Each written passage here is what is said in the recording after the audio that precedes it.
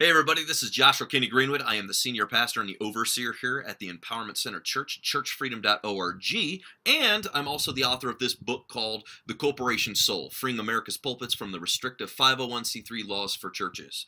Today we got a question, and a pastor asked us, does the Church Establishment Affidavit, that is the affidavit that you must establish, that lawfully establishes your church under 508c1a, so that way your church is not incorporated, it's not considered a community chest fund or foundation, so that way your church itself is not underneath that jurisdiction of 501c3.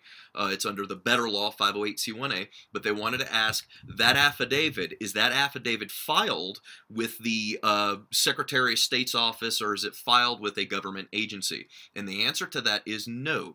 You do not file that affidavit with a government agency. That is an affidavit of fact that you and your congregation members, your church's corporate soul's secretary and successor, they all signed a document. It's all done in front of a notary under the penalties of perjury. That is it lawfully fulfills, in fact, all 14 points to the IRS and the court's test to even determine whether or not you are a church. So that affidavit is a very, very powerful affidavit. That is a private affidavit. We're not just going out there and just publicly, you can publicly display it, but you're not going to file that with a government agency. So you will not file that with a government agency. However, you can feel free to post it publicly, like on the internet, or you want to try to request that your newspaper publish it, or something like that. You can put it out there if you want to,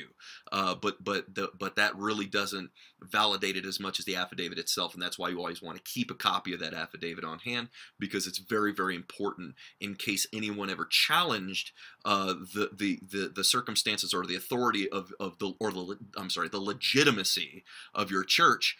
Then you always have that affidavit on file that you can bring forth with any government body and say, listen, this is how you guys establish things. This is how the government establishes things. I mean, look at 1040s at the end of the year when you pay your taxes.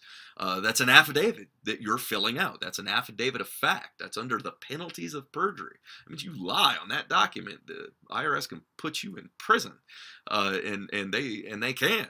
And they do. So it's really important that when we establish a church, and when you understand when you're establishing something, the power of that type of declaration is extreme in a federal courtroom, and that's why we went that route with the corporation soul. So, answer your question. Short answer is no, but you need to understand why it's no. You don't have to file that with a government agency. So there you go. If you have any questions, go ahead and leave it in the comment box. If it's an original question, we'll go ahead and we'll actually post a video here on YouTube, which is why you need to subscribe to our channel. If we're posting videos about questions you're asking, it's only right to subscribe. So make sure that you subscribe to our channel so you can stay updated with the latest news on the corporation soul, church freedom, and how we're setting churches free from 501c3 over here at the Empowerment Center. Thank you so much. God bless you.